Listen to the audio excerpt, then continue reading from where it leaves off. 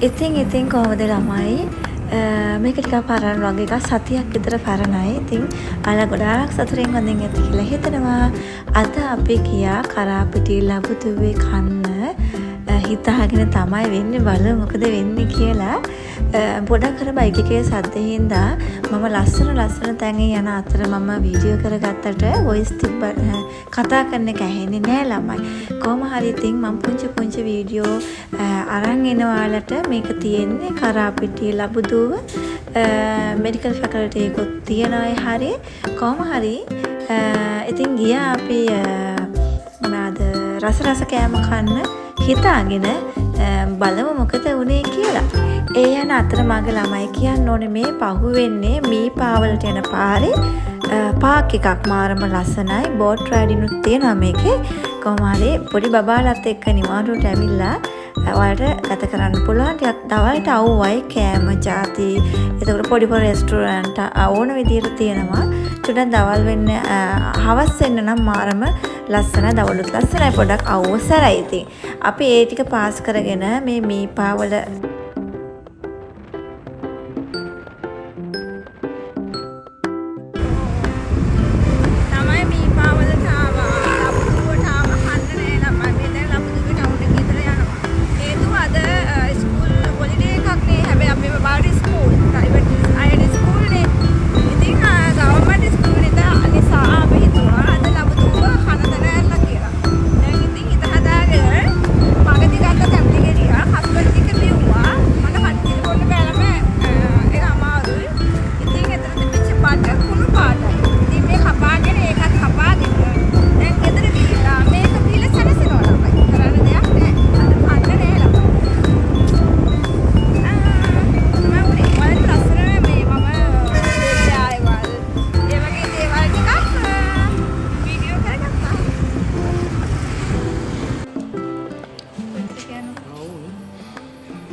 එක කීයද? ඒක බබාට කන්න පුළුවන්.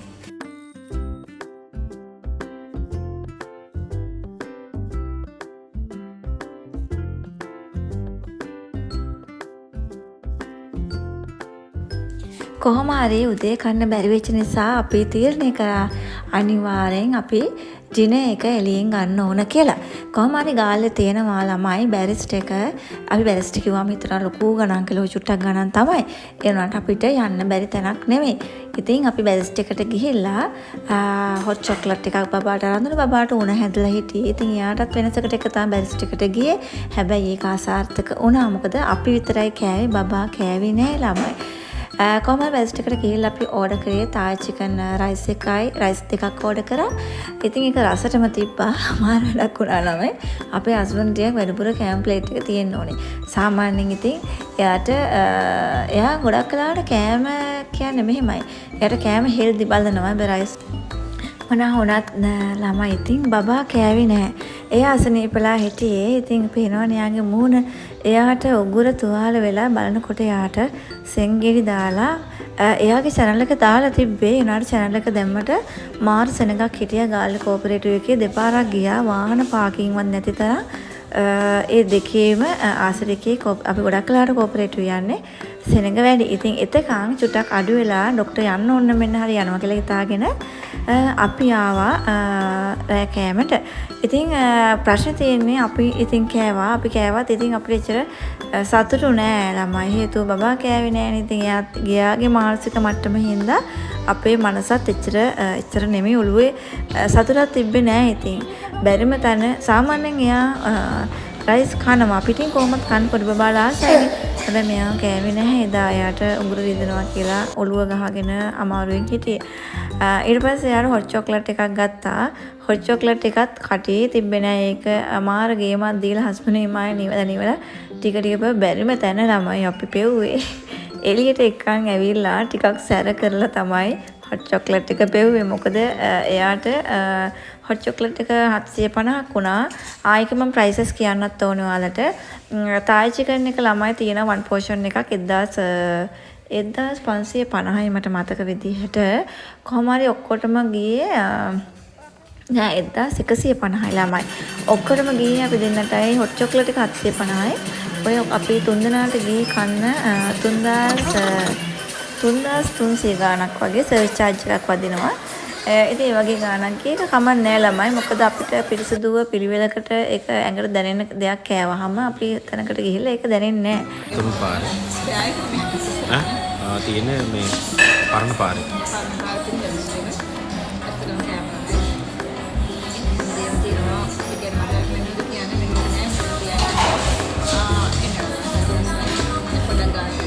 යාලේ ටවුන් එකේම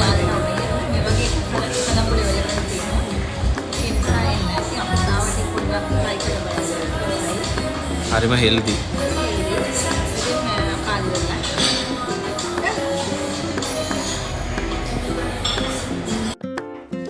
ඔයාලට පේනවනේ බබා හොඳටම අසනීපෙන් ඉන්නේ. කෑම ටිකක් කට ගාවට දෙනකොටම අඬනවා. මොකද එච්චර යාට කැක්කුමයි උගුර වෙලා තියෙන්නේ. ડોක්ටර් එතන සෙනඟ ගොඩාක් මෙයාට හිටගෙන ඉන්න බෑ. එතන ඇතුලේ AC තිබ්බට හරිම රස්නේ. මොකද මිනිස්සු වැඩි නිසා. ඒ නිසා ඉතින් අපි කොහොම හරි මේක අපි යාපොඩ කූල් එකේ තිබ්බා. අපි කනකන් ඉතින් ඔහොම තමයි ඕනේ. මොනවා කරන්නේ? ඉතින් අපි දැන් යන්න පිටත් වුණා.